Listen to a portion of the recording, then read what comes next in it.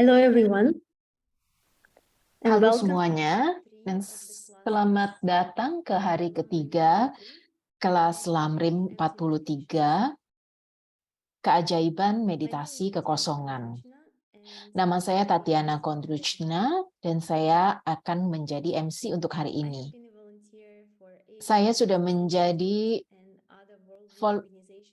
relawan untuk ACI sejak 2018, dan selama lebih dari 1 tahun, saya juga menjadi salah satu bagian dari manajemennya.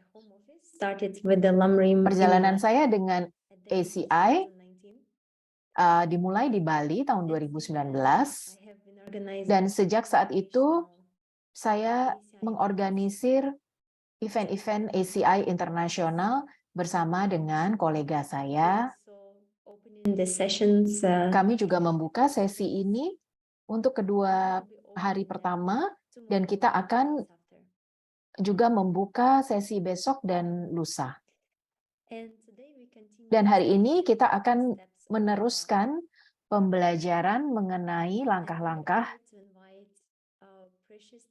Geshe Michael Roach. Saya sangat terhormat bisa mengundang guru kita, Geshe Michael Roach, yang akan melanjutkan pengajarannya mengenai praktek-praktek meditasi di dalam tradisi kita.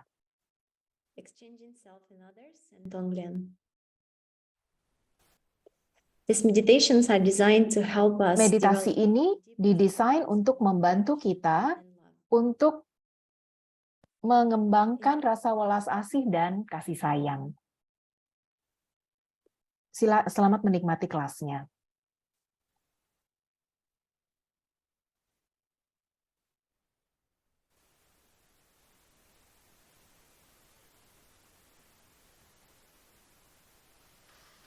Hi, welcome back. Halo, selamat datang kembali. Terima kasih. Perkenalannya sangat luar biasa sekali. Selamat datang ke hari ketiga. Saya ingin memulai.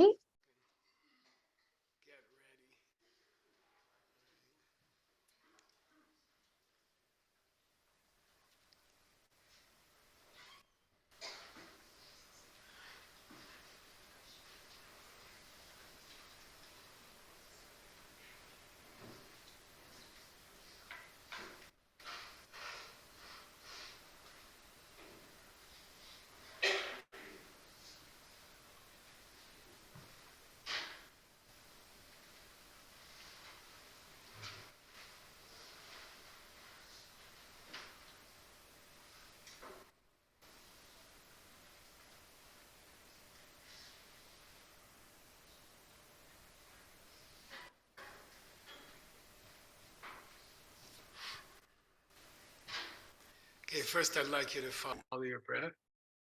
Pertama-tama, saya ingin Anda mengikuti nafas Anda, fokuskan ke nafas keluar, baru nafas masuk. Kita akan melakukannya selama 30 kali. Rilekskan wajah Anda, sangat penting, khususnya mata Anda dan bibir Anda. Tarik perut Anda sedikit, khususnya bagian bawah, tetapi jangan terlalu ketat.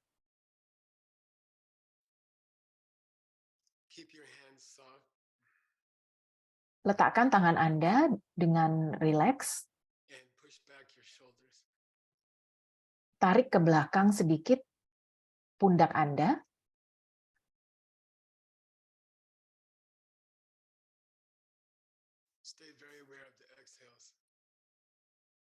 Perhatikan nafas keluar Anda.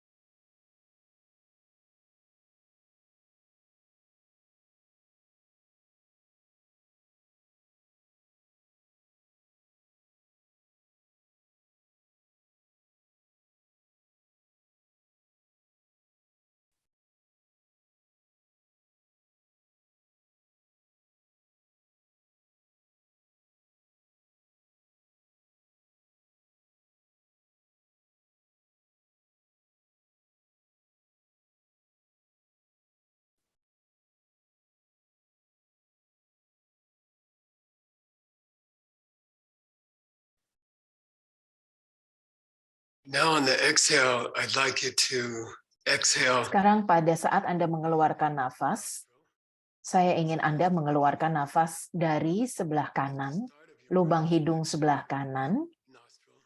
Jadi ketika Anda memulai, Anda Circles around and comes into your left nostril. keluarkan nafas dari lubang hidung sebelah kanan, kemudian berkeliling dan tarik nafas dari lubang hidung sebelah kiri. And inhaling from your left nostril. Keluarkan nafas dari lubang hidung sebelah kanan dan tarik nafas dari sebelah kiri. Kalau salah satu The breath is going that way. lubang hidung Anda tersumbat, Anda bayangkan saja Breathe through your mouth. bahwa berjalannya nafas seperti itu. From your right nostril.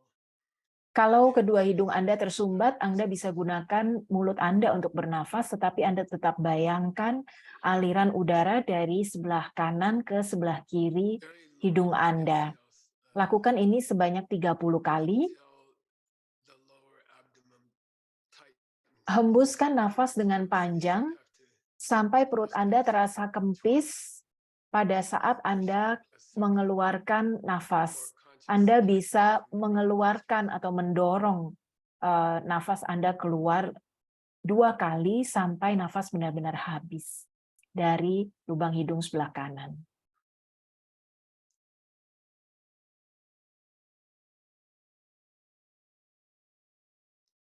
Personally, I like to keep my gaze. Pertama-tama saya suka menetapkan pandangan mata saya walaupun mata saya tertutup, tetapi pandangan saya tetap ada di cakrawala. Jadi mata saya berada sedikit di atas garis cakrawala walaupun mata saya tertutup. Ini akan membuat kepala Anda tetap stabil dan tidak mengangguk ke bawah ketika Anda memperhatikan nafas Anda.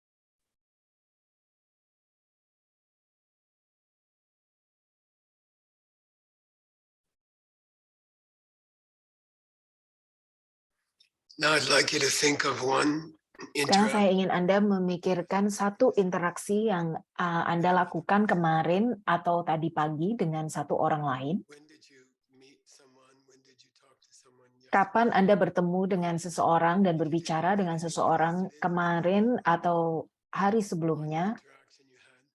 Satu interaksi yang Anda lakukan bersama dengan satu orang lain.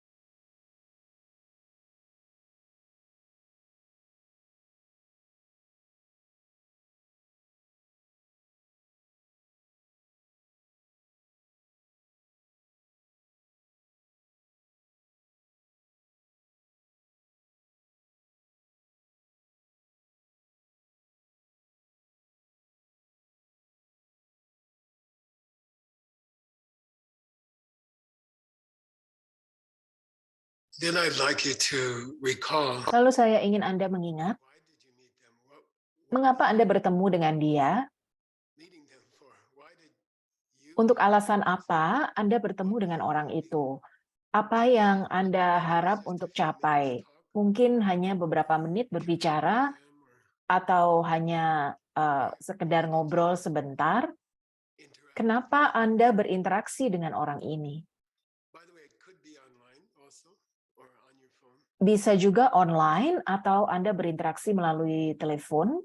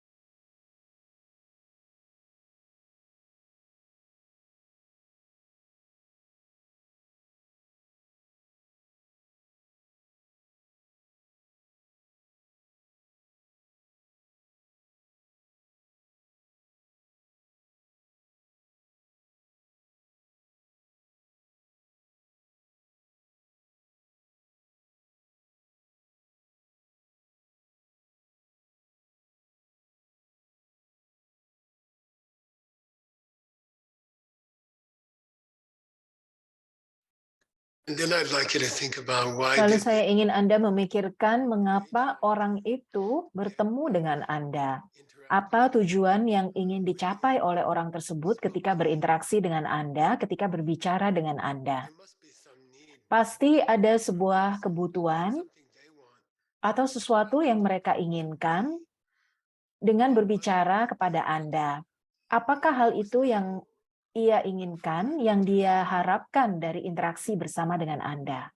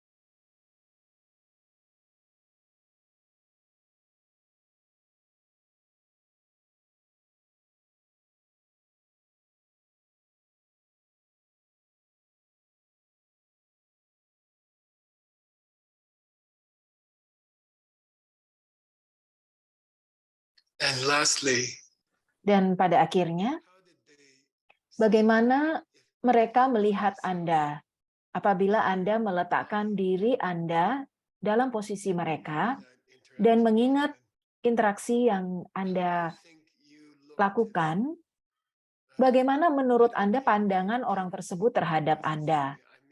Maksud saya bukan penampilan Anda, tetapi perilaku Anda dan cara berbicara Anda, perasaan yang mereka dapatkan melalui apa yang Anda pikirkan atau apa yang Anda lakukan kepada mereka, seperti seolah-olah Anda berada di sebuah gunung dan Anda menyeberang ke gunung di seberang, yaitu orang tersebut. Bagaimana cara orang lain memandang diri Anda? Seberapa baik hatikah Anda? Seberapa perhatian Anda kepada dia? Dan bagaimana perasaan dia terhadap Anda? Anda bayangkan Anda melihat diri Anda kemarin, tapi melalui mata mereka.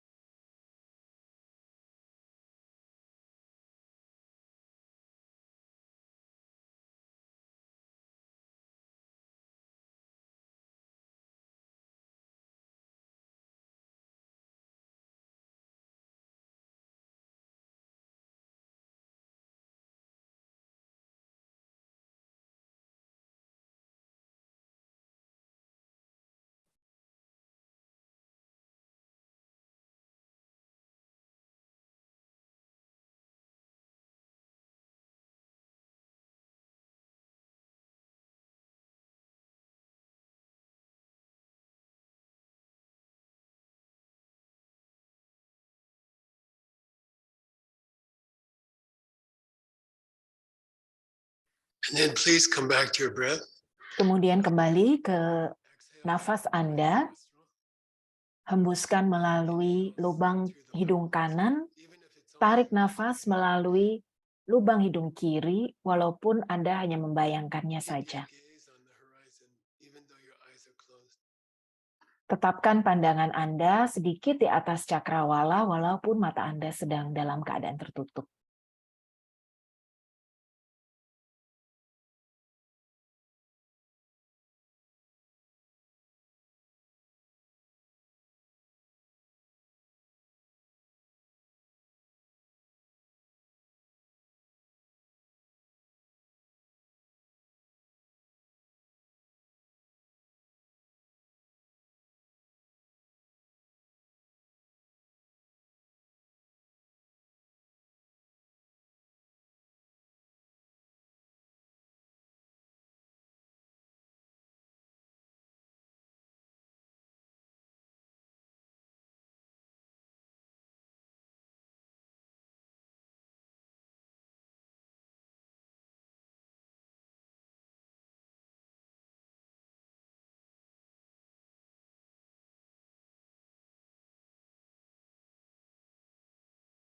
Please open your eyes. Anda bisa buka mata Anda, dan Anda bisa stretching, minum sesuatu, khususnya kalau Anda berada di Diamond Mountain. Anda harus sering-sering minum ya.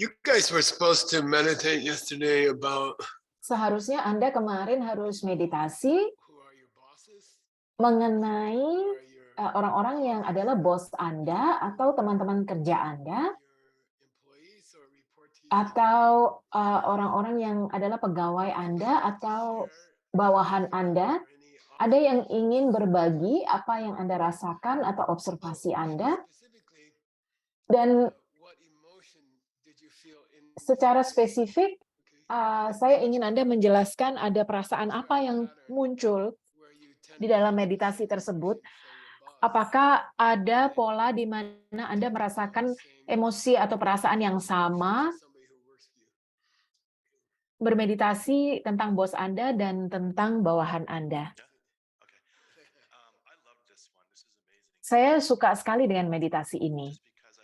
Hanya karena saya merasa aplikasinya secara profesional sangat luar biasa, dan saya pikirkan semalam bagaimana ketika kita berada dalam satu tim, kita punya tujuan yang sama. Seringkali Anda ingin mencapai tujuan yang sama dengan tim saya, seperti rekan-rekan kerja. Saya bisa memposisikan diri saya seperti di posisi kolega saya. Misalnya, kolega saya mulai berubah, bagaimana saya bisa membantu mereka? Seperti saya, agak susah menjelaskannya, tetapi saya berada di posisi rekan kerja saya melihat ke diri saya. Ini membuat saya merubah pandangan bagaimana memandang mereka, dan saya menjadi lebih merasa harus melayani mereka, seperti bagaimana saya bisa melihat gambaran yang lebih besar lagi, mempedulikan mereka ketika kita sama-sama ingin mencapai kesuksesan. Jadi saya seperti melihat, seperti saya sebagai seorang manusia, agak bingung bagaimana, contohnya, seperti saya ketika bermeditasi tentang bos saya, perasaan yang saya dapatkan ketika bermeditasi tentang bos saya dan dengan kolega saya agak berbeda. Seperti bagaimana saya bisa ketika bermeditasi tentang bos saya bagaimana caranya saya bisa saya merasa seperti saya harus agak rileks, dan saya jangan mencoba terlalu keras dengan bos saya. Saya seperti ingin melayani mereka, dan saya ingin melayani mereka dengan lebih rileks.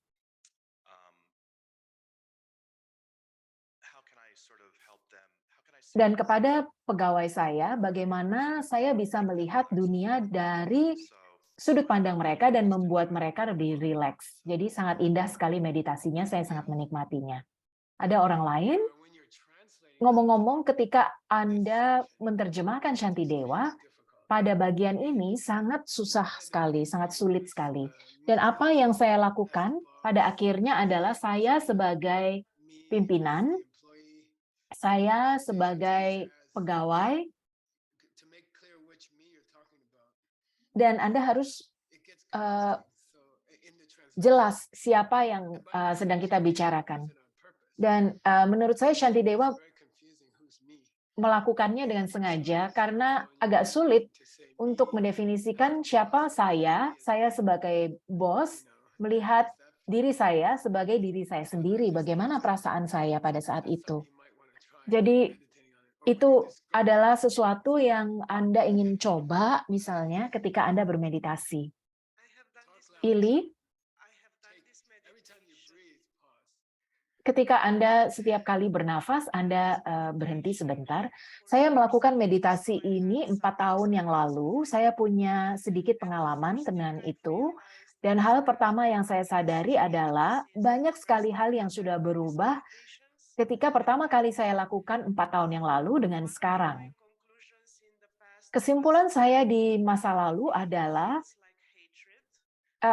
saya punya rasa iri hati, dan itu seperti rasa benci pada saat saya memposisikan diri di posisi di orang lain, sementara kemarin bagi saya seperti ada rasa iri hati dengan kolega saya pada level yang sama, tetapi ketika saya posisikan diri saya sebagai dia, saya merasa seperti saya dikelilingi oleh pencuri yang ingin mengambil apa yang kita miliki. Oh iya, baik. Jadi emosinya adalah iri hati, perasaan yang muncul adalah iri hati. Saya tertarik dengan emosi yang Anda rasakan. Jangan malu-malu. Ada lagi?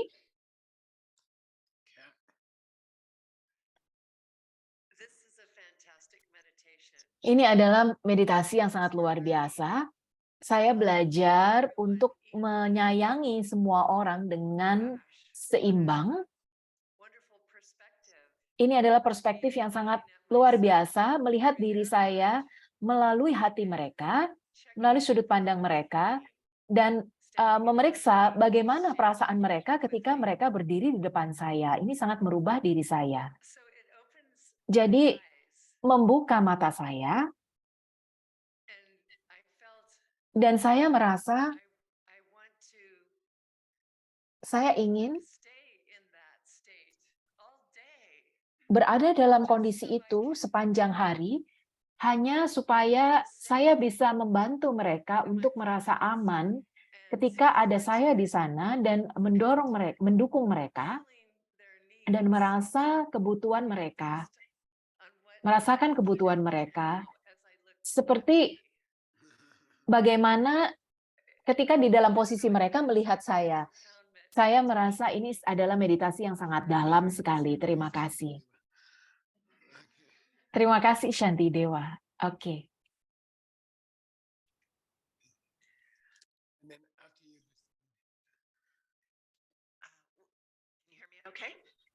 Apakah Anda bisa mendengar saya? Baik. Terima kasih Geshe Michael sudah memberikan meditasi ini bagi kita. Saya sudah lakukan ini sebelumnya, tapi kali ini saya memfokuskan kepada rekan kerja dan ada rasa iri hati. Rekan kerja ini pernah mengatakan kepada saya bahwa dia iri kepada saya. Saya tidak pernah berpikir terlalu banyak tentang itu ketika saya memposisikan diri saya sebagai diri rekan kerja saya, melihat diri saya kembali, saya melihat seorang yang sangat sombong dan sangat tidak nyaman untuk saya. Jadi saya berkesempatan untuk melihat rasa iri hati, rasa bangga pada diri sendiri,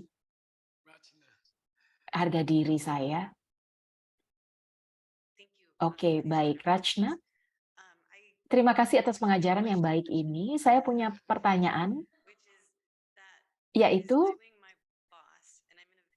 saya bermeditasi mengenai bos saya, dan saya cukup stres dalam pekerjaan saya, karena banyak orang yang merasa bahwa bos saya tidak punya kualifikasi yang cukup untuk berada di posisinya.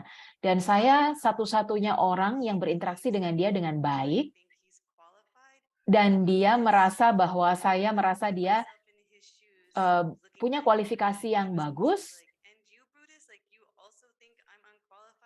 Kalau saya memposisikan diri seperti dia, saya merasa, apakah kamu seorang Buddhis, tapi kamu juga memandang rendah saya? Lalu saya bingung, apakah saya harus baik kepada dia, tetapi saya juga seperti tidak merasa bahwa dia punya kualifikasi yang cukup. Jadi saya bagaimana? Anda tidak sedang berbicara tentang saya, kan? Saya akan memberi jawaban yang pendek. Saya bekerja 19 tahun di sebuah perusahaan besar di Manhattan, dan saya tahu politik di dalam perusahaan, dan saya tahu interaksi di dalam perusahaan. Dan menurut saya apa yang terjadi dengan saya adalah saya mulai menyadari, saya mulai berpikir, mungkin namanya halusinasi kelompok atau delusi dalam kelompok, seperti ketika Anda berada di dalam kelompok, Kalau semua setuju dengan Anda bahwa bos Anda tidak punya kemampuan, maka bos Anda benar-benar tidak punya kemampuan. Jadi seperti kalau Anda bisa membuat orang lain setuju dengan Anda bahwa ada orang yang menjadi sumber permasalahan, maka orang itu benar-benar adalah biang kerok sumber masalah. Jadi semakin banyak orang yang setuju dengan pendapat Anda, maka semakin benarlah pendapat Anda bahwa pendapat Anda memang benar-benar sesungguhnya. Tapi ketika Anda adalah seorang yang berpikir secara logis dalam logika Buddhis, hanya karena banyak orang yang setuju dengan satu pandangan, bukan berarti pandangan itu benar. Ada kecenderungan kita melihat di sebuah perusahaan, kita cari dukungan untuk orang setuju dengan kita. Kalau kita bisa membuat orang berkata setuju dengan kita bahwa orang itu adalah orang brengsek, maka kita merasa seperti kita sudah benar. Tapi menurut saya pertanyaan Anda beda. Seperti kalau saya posisikan diri saya sebagai Anda, apa yang Anda pikirkan adalah kalau Anda merasa diri bos Anda tidak punya kemampuan dan Anda adalah orang terakhir yang dia ingin minta dukungan, lalu apa yang dilakukan seorang Buddhis yang benar? Menurut saya, posisikan diri Anda di dalam posisi mereka dan lakukan yang terbaik untuk menemukan solusi. Kalau Anda tidak membawa apa-apa pulang, saya ingin Anda mencamkan istilah pungsubba. Artinya adalah pilihan ketiga. Pilihan pertama adalah apa yang dia inginkan, yang kedua apa yang Anda inginkan, yang pilihan ketiga adalah yang Anda harus biasa pikirkan. Inovasi yang bisa terjadi di dalam sebuah perusahaan, inovasi adalah karena berawal dari manusia. Dan tidak apa-apa, semua ada prosesnya. Saya dulu apabila menggunakan X-ray untuk berlian, saya bisa mendeteksi berlian yang palsu melalui inovasi X-ray atau ronsen pada berlian. Tetapi inovasi yang sebenarnya adalah melalui interaksi Anda dengan orang lain. Pikirkan mengenai pungsumba. Pungsumba adalah apakah saya pura-pura mendukung mereka atau saya pura-pura mendukung pendapat dia padahal saya merasa dia tidak punya kemampuan. Atau saya mengungkapkan pendapat saya yang sejujurnya. Apa yang Anda lakukan adalah Anda seperti punya dua pilihan yang berlawanan, iya atau tidak. Dan menurut saya, pegawai yang baik atau pengikut yang baik maupun pemimpin yang baik harus memikirkan pungsumba, yaitu solusi yang bisa membuat kedua belah pihak bahagia atau senang. Itu adalah hasil dari kita mempraktekkan Tonglen dalam waktu yang lama adalah kita menyadari bahwa ada solusi ketiga yang bisa melayani kedua pihak yang bertentangan. Dan ini sama seperti negosiasi bisnis. Negosiasi yang sempurna adalah ketika kedua belah pihak merasa mereka mendapatkan lebih dari apa yang mereka harapkan. Dan interaksi dengan orang lain harus menghasilkan orang lain lebih senang daripada ketika orang mulai berbicara dengan Anda. Bagaimana Anda menerapkan ini dengan bos Anda adalah terserah Anda, tetapi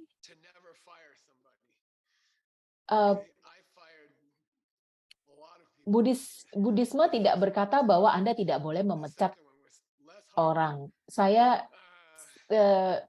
dulu pernah memecat orang, dan setiap bulan Desember dulu saya suka memecat orang-orang pertama agak sulit, yang kedua agak lebih gampang sedikit. Jadi ketika bulan Desember kita meng-hire lebih banyak orang karena banyak orang membeli cincin berlian pada bulan Desember untuk hadiah Natal. Kemudian pada bulan Januari kita harus memecat banyak orang karena tidak ada orang yang membeli cincin berlian pada bulan Januari. Saya tidak berkata bahwa Buddhis tidak boleh memecat orang. Kalau ada orang yang bermasalah, kalau ada bos yang tidak kompeten, bukan bukan saran dari Buddha untuk mengatakan kita harus mempertahankan orang yang tidak punya kemampuan. Seorang Buddhis akan menemukan pekerjaan yang lebih baik bagi mereka, di mana mereka bisa melayani orang lain dengan lebih baik. Itu adalah praktek Buddhis yang baik. Mari kita lihat chat.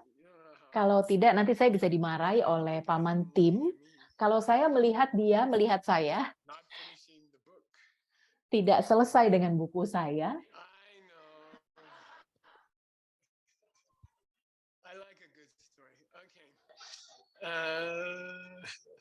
I'm on Ngapa de la Ten, okay? LNGAPA. LNGAPA. Mari kita ke LNGA. Go to LNGA space PA. Mari kita ke LNG spasi PA. Oh, Anda bingung? Mari kita pergi ke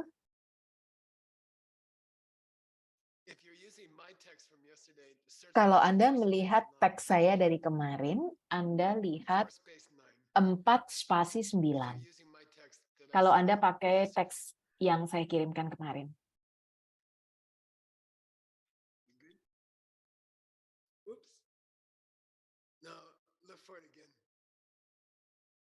Coba dicari lagi ya.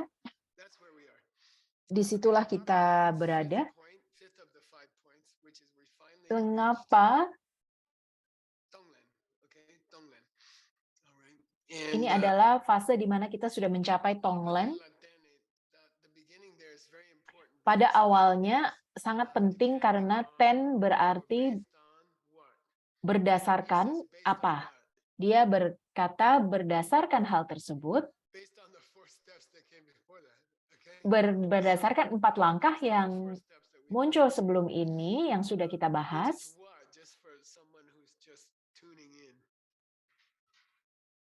Yaitu apa bagi yang hari ini baru hadir? Apa langkah pertama adalah hak yang setara. Yang kedua adalah Anda tidak bisa merawat diri Anda sendiri setiap saat. Yang ketiga adalah menyenangkan untuk merawat orang lain. Dan yang keempat adalah letakkan diri Anda di posisi orang lain dan melihat kembali kepada diri Anda. Sekarang kita siap untuk masuk ke Tonglen. Tonglen berarti bagaimana Anda bermeditasi. Di bahasa Tibet, Gom, BSGOM, apa makna di balik ini? Membiasakan diri untuk melakukan sesuatu. Artinya, ini adalah bahasa yang digunakan untuk menggambarkan meditasi, Gom. Anda harus bisa melakukan ini dalam 3 level setiap hari, dan pada awalnya Anda tidak terbiasa dulu. Kenapa Anda harus ikut retreat adalah Anda harus melakukannya berulang-ulang supaya ketika Anda keluar dari retreat, maka sudah membiasakan diri dari mulai Anda tidak terbiasa sampai Anda terbiasa melakukannya berulang-ulang. Itu namanya adalah Gom. Di bahasa Sanskerta disebut Bahawana, yang BH V atau buff berarti, atau dalam bahasa Inggrisnya be adalah menjadi. Dan ana adalah pembuat. Jadi bhavana berarti praktek yang membuat Anda menjadi sesuatu yang baru. Sangat indah sekali. Bhavana berarti membuat Anda berubah menjadi sesuatu yang baru. Sangat keren sekali. Dan bahasa Tibetnya adalah kebiasaan. Dan dalam bahasa Sanskertanya Anda menjadi seorang yang baru. Itu adalah hal yang sangat indah. Minje berarti karuna, berarti welas asih. Apa bahasa Tibetnya? Nying itu susah, J artinya, Ning artinya hati, dan J artinya raja, raja hati. Karuna masuk ke dalam bahasa Rusia, Krish.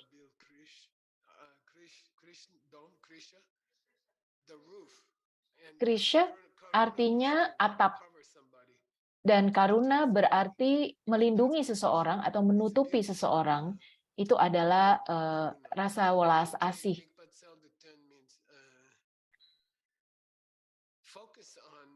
Ini artinya, fokuslah kepada rasa welas asih. Ketika Anda merasa welas asih, artinya Anda sudah mengaplikasikan len di dalam tonglen, yaitu len artinya mengambil.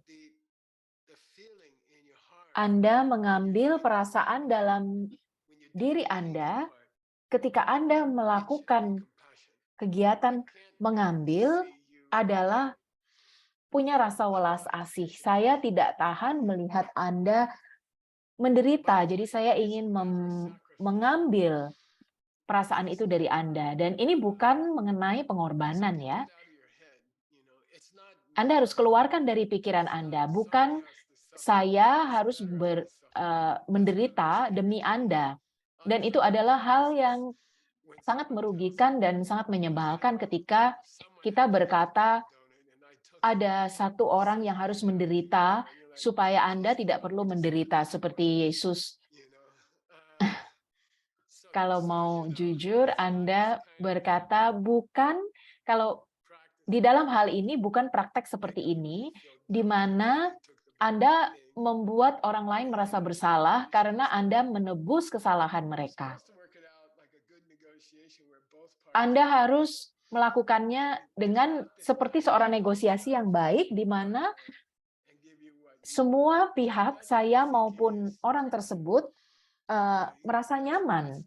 Pemikiran itu sangat primitif dan tidak berguna di dalam konteks ini. Apa perasaan dalam pikiran Anda ketika Anda melakukan itu? Yaitu kasih sayang. Di dalam bahasa Tibet, jampa, dalam Sanskerta, maitri. Maitri berasal dari kata nish yang berarti mix atau bercampur dengan orang lain.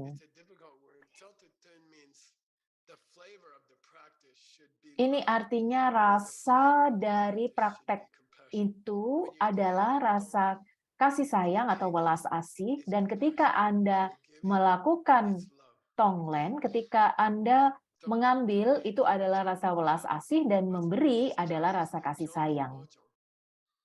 Jong ini adalah jong di dalam lojong, yaitu praktek.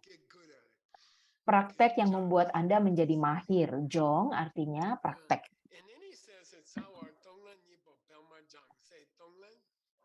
Katakan tonglen, nyipo, lelma, jang.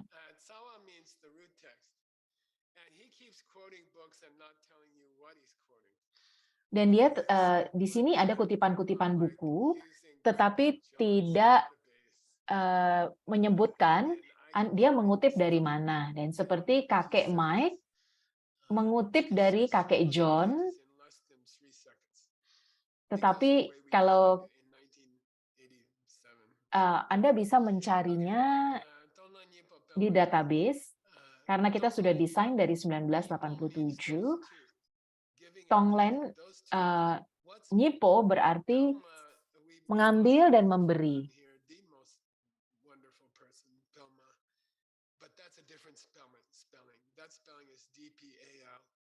Which means Shri, Uh, which means shining because of burning. And my Lama named her. di sini ada yang namanya Velma, yang berarti Velma berarti bersinar, tapi di sini Velma berarti yang lain, yaitu berganti. Ketika Anda melakukan latihan barongsai misalnya, Anda melakukan Velma, yaitu melompat bergantian misalnya. Ini adalah praktek meditasi yang sangat tinggi, yaitu Anda melompat bergantian dari satu level, melompat ke level berikutnya, dan seterusnya. Apa artinya di dalam Tonglen? Ambil, Anda mengambil dan memberi, mengambil, memberi, mengambil, memberi. Seperti Anda harus terbiasa untuk berubah-ubah, berganti-ganti, dan itu artinya kelancaran dalam bermeditasi. Itu adalah sebuah sinjang. Sinjang berarti seperti Anda lancar ketika Anda berbicara di dalam bahasa yang lain. Itu adalah sebuah keahlian di dalam meditasi, di mana Anda tidak hanya seperti kerbau yang bodoh, tetapi Anda bisa bermain-main seperti Anda kreatif, berganti-ganti dari satu level ke level berikutnya di dalam bermeditasi, dan Anda bisa berganti-ganti, dan itu adalah sebuah penguasaan yang tinggi dalam pikiran Anda. Tidak hanya Anda masuk lebih dalam, tetapi kemampuan Anda bisa berganti-ganti level kapan saja Anda inginkan. Dan kebiasaan ini bisa Anda aplikasikan juga di dalam kehidupan sehari-hari, seperti Anda ketika Anda menjadi seorang programmer, Anda bisa berganti-ganti pemikiran untuk mencapai solusi yang Anda inginkan. Misalnya Anda bisa menghentikan sebuah masalah, Anda bisa mengganti pikiran Anda untuk mencari penyelesaian masalah, dan di sini maksudnya adalah pikiran Anda harus, pikiran Anda melakukan apa yang Anda inginkan. Jadi pikiran Anda seperti hewan yang Anda beli di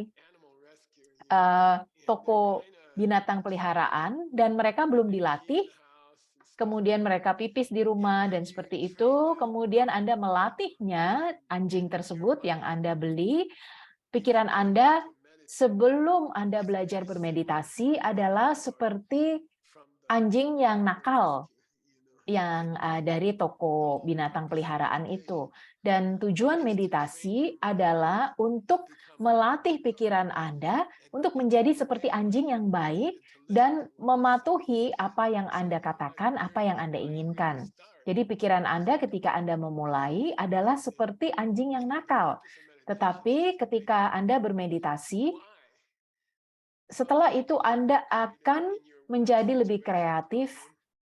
Anda bisa menyelesaikan masalah di pekerjaan Anda bisa lebih mahir memikirkan apa kebutuhan orang lain, dan pada akhirnya perusahaan Anda bisa lebih sukses apabila Anda mendapatkan sebuah kadre, yang artinya adalah Anda punya grup yang rahasia di dalam perusahaan Anda yang melakukan Tonglen, maka perusahaan itu akan menjadi lebih sukses, dan mereka tidak harus seorang Buddhis. Ada teman saya yang adalah orang beragama Kristen. Tujuannya bukan untuk membuat orang lain menjadi beragama Buddha, tetapi kalau Anda berada di sebuah perusahaan, misalnya Anda berada di sebuah LSM, bekerja di sebuah LSM, dan semua orang terinfeksi dengan Tonglen, maka semua orang akan menjadi sangat sukses. Mereka tidak harus, kita akan mendapatkan bagian di sini di mana dia berkata, dia sering menggunakan kata tidak dikenal. Biarkan Tonglen Anda tidak dikenal. Tidak usah Anda pergi kemana-mana untuk mengatakan, oh saya ingin memikirkan apa yang Anda inginkan dan sulit sekali untuk saya, seperti Anda iklankan.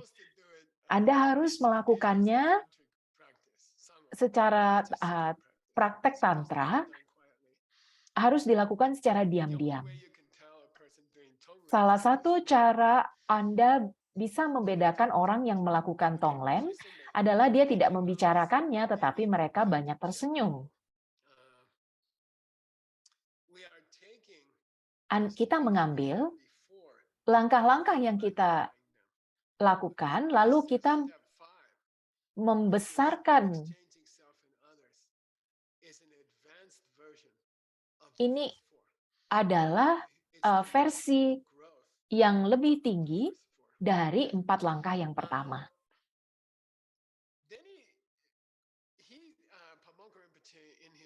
Pak Bongkar Rinpoche di dalam ceramahnya, dia berbicara kepada banyak orang yang menghabiskan banyak waktu. Waktu dulu tidak ada HP, jadi mereka harus mengandalkan ingatan mereka, dan mereka menghafal semua buku ini. Dan dia hanya menyebutkan satu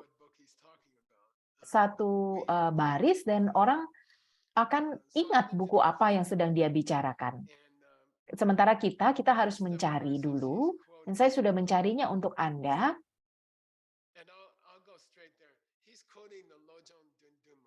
Dia sedang mengutip Lojong, yaitu Lojong, 7 poin Lojong. Lojong berarti mengembangkan bodhicitta. Lo di dalam Lojong artinya adalah bodhicitta. Jong berarti praktek, supaya kita pintar. Lojong tidak berarti pelatihan mental, itu adalah terjemahan yang buruk, tetapi belajar untuk berpikir seperti bodhisatwa adalah Lojong, itu saja. Dunma adalah 7 poin Lojong yang terkenal. Tradisi kita mengatakan bahwa sudah ada di beberapa generasi dan dipraktekkan secara rahasia, tapi tidak ada orang yang menulisnya. Pada abad ke-12, pada akhirnya ditulis oleh seorang geshe yang namanya Chikoa, dan dia menulisnya. Jadi ini adalah ayat yang ditulis oleh Pak Bongkar Rinpoche, yang disebut oleh Pak Bongkar Rinpoche. Saya membacanya untuk Anda.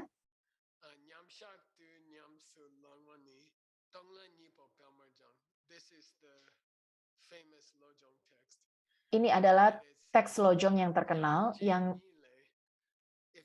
saya bacakan. Kalau Anda mempraktekkan hak yang setara, kemudian bisa Anda ganti-ganti. Ketika kita mempraktekkan kedua hal tersebut, lalu Anda ingin melakukan praktek meditasi, nyamshang, turun lagi sedikit. Tulisan yang besar-besar ini, saya selalu berusaha untuk membuat tulisannya lebih besar untuk menekankan. Di sini adalah praktek yang baik yang Anda bisa lakukan. Saya akan memberikan $3.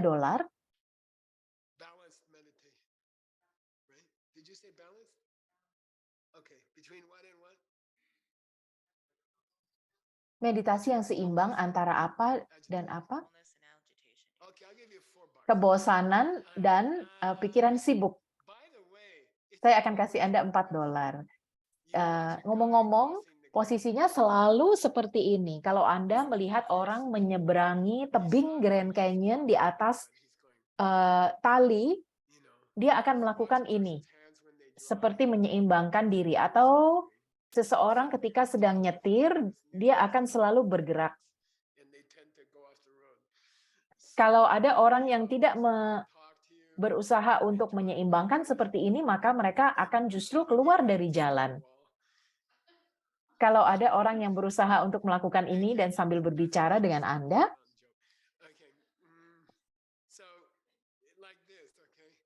jadi dia akan melakukan ini ketika dia melakukan samapati, artinya adalah seperti ini, selalu berusaha untuk menyeimbangkan atau membetulkan.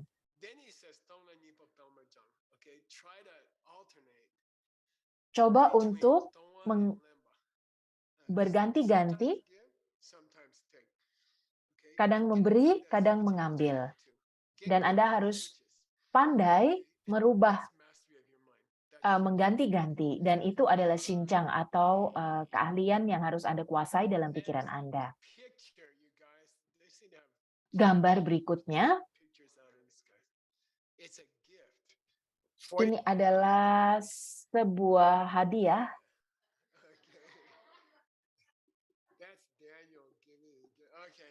Memberi hadiah.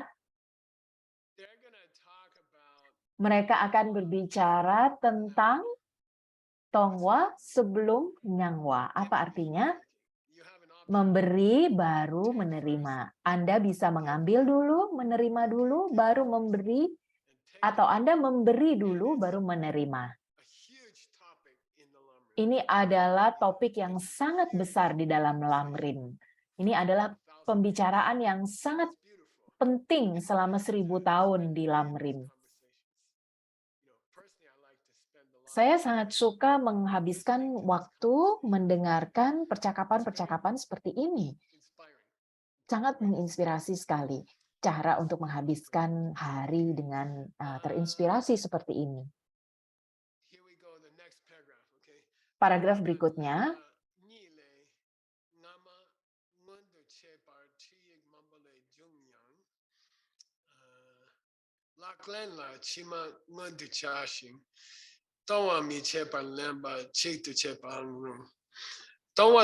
He says, look, dia mengatakan, lihat, ada memberi dan ada menerima. Ada memberi dan ada menerima. Oke? Banyak sumber mengatakan bahwa Anda harus memulai dari memberi. Banyak sumber yang mengatakan itu. Tetapi di dalam praktek sebenarnya saya merasa bahwa kalau Anda lebih baik memulai dari mengambil atau menerima. Siapa ini yang mengatakan ini? Pak Bongkar Rinpoche. Saya tahu ini adalah ada pendapat yang mengatakan Anda memberi dulu baru menerima. Tetapi saya lebih memilih mengambil dulu atau menerima dulu baru memberi. Jadi berarti emosi apa dulu? Berarti rasa welas asih dulu baru kasih sayang. Lalu dia mengatakan, saya akan mengatakan bahwa kalau Anda bermeditasi pada hari tertentu, dan kalau Anda tidak sampai ke tongwa, tidak apa-apa. Bahkan saya akan berani mengatakan itu. Kalau Anda hanya menerima atau mengambil masalah Anda, dan Anda tidak memberikan kebahagiaan bagi mereka, tidak apa-apa. Pak Bongkar Rinpoche berkata, ngomong-ngomong dia berasal dari biara Seramei yang sangat luar biasa di seluruh dunia. Dia berasal dari universitas yang paling luar biasa di Tibet, di mana Anda berada, karena itu adalah sekolah saya. Jadi Anda harus bangga dengan sekolah Anda, jangan pikirkan sekolah yang lain. Dia berkata, lihatlah, ada contoh terkenal, seorang anak jatuh dari sepedanya, kita tidak memberikan dia permen dulu, baru Anda perban kakinya. Pertama, Anda benarkan dulu masalahnya, baru Anda berikan permen bagi dia.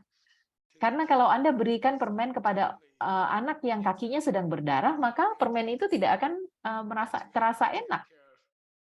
Jadi prinsip lamrim adalah Anda harus mengambil rasa sakit orang lain, baru Anda memberikan dia rasa bahagia.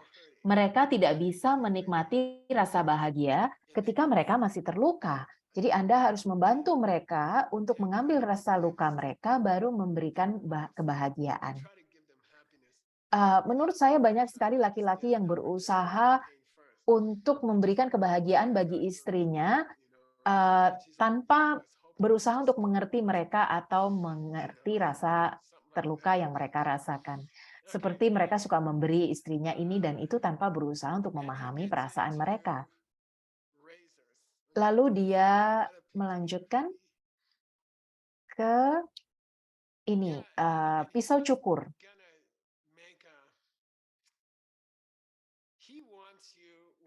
Dia ingin Anda, ketika Anda melakukan, ketika Anda mengambil, dia ingin Anda masuk ke dalam hati seseorang dan menemukan kegelapan dalam hati orang itu.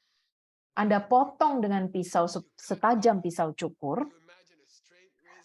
Anda bayangkan pisau cukur yang tajam, lalu Anda keluarkan kegelapan, Anda potong hati mereka, keluarkan kegelapan itu.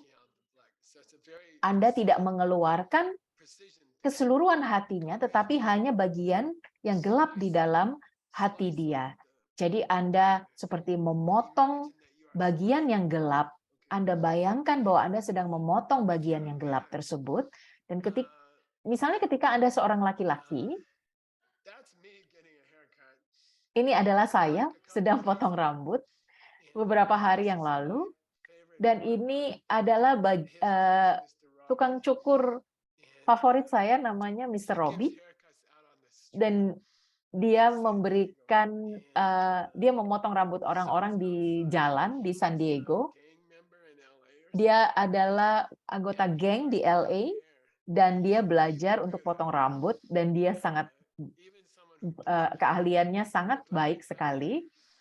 Walaupun orang yang tidak punya rambut akan kelihatan seperti dia punya rambut, dan saya dan Veronica suka ke sana dan suka nongkrong dengan dia, dan dia bisa bermain lagu-lagu R&B dengan sangat luar biasa, dan kita duduk dekat sinar matahari dan sangat menyenangkan sekali. Dia adalah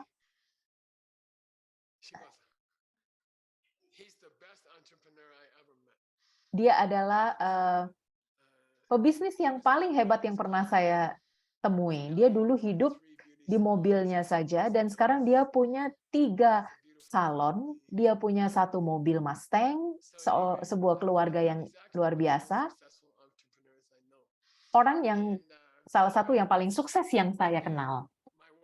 Suatu hari, istri saya berkata, cukur rambutnya Michael dengan pisau cukur yang tajam itu, dan saya berkata, oh enggak. Lalu dia melakukan ini, kemudian dekat dengan leher saya di daerah sini. Saya sangat gugup sekali. Mr. Robbie berkata, semua orang harus dicukur dengan pisau cukur setajam ini, paling tidak sekali dalam seumur hidup. Dan rasanya sangat berbahaya sekali untuk saya. Jadi saya duduk dan membiarkan dia melakukan itu pada saya, kira-kira 45 menit lamanya. Ketika saya memikirkan ini, saya memikirkan tonglen, dan saya berpikir lembah, pengambil, saya selalu berpikir mengenai Mr. Robbie. Jadi itu adalah hal yang seperti operasi jantung. Anda pergi masuk ke dalam tubuh orang tersebut, masuk ke dalam hati mereka, mengambil pisau cukur yang sangat tajam dan Anda potong bagian gelapnya. Itu adalah cara yang dilakukan dalam lamrim. Puji means a razor blade, a straight razor. Puji berarti pisau cukur yang tajam. Di biara, mereka menggunakan pisau cukur ini setiap hari karena itu adalah cara untuk mencukur kepala dari para biksu. Mereka menggunakan shampoo sampai berbusa, kemudian Anda mencukur rambut sambil berbicara mengenai bagaimana guru Anda jahat dan sebagainya. Sabarwa berarti mencukur.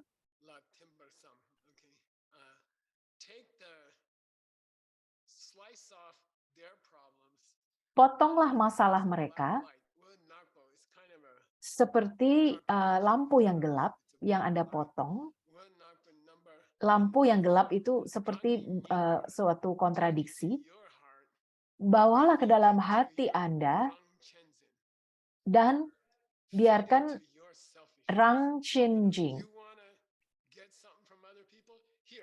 Kalau Anda ingin mengambil sesuatu dari orang lain, ambillah penderitaan mereka.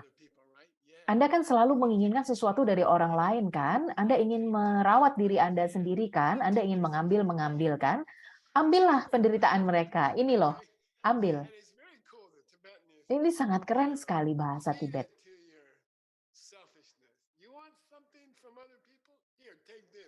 Anda ingin sesuatu dari orang lain? Ini, makanlah ini. Bahasanya sangat indah sekali. Sekarang dia akan menggambarkan, dan saya ingin Anda mempraktekkan meditasi ini hari ini. Ini adalah PR Anda.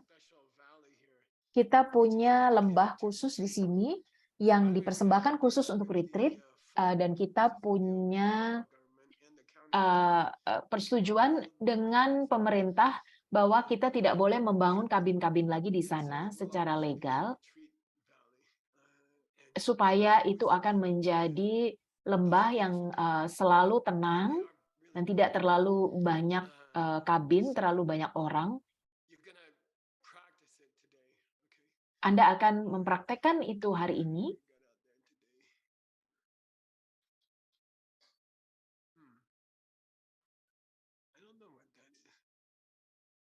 Apa itu? Saya tidak tahu itu apa. Apa itu Gigi? Oh, itu adalah sebuah burung puyuh. Gambar berikutnya, ini adalah buku yang pertama yang saya kerjakan mengenai roda kehidupan, sebuah sutra yang berbicara tentang bagaimana Buddha bercerita tentang roda kehidupan. Saya menerjemahkan ini bersama dengan guru saya tidak tahu, mungkin 45 tahun yang lalu. Dan kalau Anda kenal Robert Lacey, kayaknya Anda tidak kenal. Dia yang menginput buku pertama untuk ALL. Dia yang mengetik buku pertama untuk mengkatalog buku ini. Dia ketik di sebuah apartemen kecil di West Village di New York. Dia yang melakukan pekerjaan ini. Ini adalah kali pertama bahasa Tibet pernah diketik di dalam komputer, yaitu buku ini. Dan ini dicetak di printer.matrix. Dan dulu ada laser printer di New Jersey yang waktu itu harganya mahal sekali, $1 juta. Kita menyelinap ke sana dan mengeprintnya di sana. Di sini ada 5 dunia, keberadaan dunia. The ancient instruction is Changapa, which means make it in 5 parts. Instruksi kuno adalah untuk membuatnya di dalam 5 bagian. Sugeng telah menerjemahkan text about this. teks yang luar biasa mengenai roda kehidupan ini dan akan keluar segera, dan kita sedang melakukan bagian terakhirnya. Ini adalah cara yang sangat luar biasa untuk memvisualisasikan dunia-dunia yang ada di sini. Kita akan berbicara lebih dalam lagi di kelas berikutnya, tetapi ini adalah dunia-dunia kehidupan di dalam roda kehidupan ini. Kita akan membahas mengenai dunia-dunia ini. Sugeng menyelesaikan buku ini 2 tahun yang lalu, dan kita sedang menyuntingnya selama 2 tahun ini. Dia membahas komentar yang sangat sulit dari Vasubandhu yang tidak pernah diterjemahkan orang sebelumnya. Dan kalau Anda tahu Vasubandhu, dia menulis buku Abhidharma Kosha yang adalah ibu dari semua sekolah Abhidharma. Ini adalah sekolah pertama dari keempat sekolah Abhidharma. Stanley punya proyek 26 tahun. Dia sudah melakukannya selama 6 tahun. Waktu itu dia masih muda. Tapi Vasubandhu sebenarnya adalah sekolah mind only. Tapi sebenarnya dia adalah pemikir yang sangat luar biasa untuk sekolah mazhab mind only. Dia menulis roda kehidupan dari sudut pandang mind only, dan dia adalah satu-satunya yang menulis itu, dan Project John Brady menemukannya, dan sekarang itu yang sedang dikerjakan oleh Sugeng, yang sedang dikunyahnya seperti mengunyah kulit yang keras. Kita akan masuk ke dalam meditasi itu, bagaimana caranya mengambil penderitaan orang, dan daripada melakukannya di Diamond Mountain atau di retreat ini, daripada melakukannya dengan satu orang yang lain, kita akan memulai dengan membicarakan mengenai 5 dunia, dan saya akan menjelaskan itu. Jadi Anda harus ada di sini dalam setengah jam. Jadi Anda istirahat dulu, kita akan kembali lagi setelah setengah jam. Terima kasih.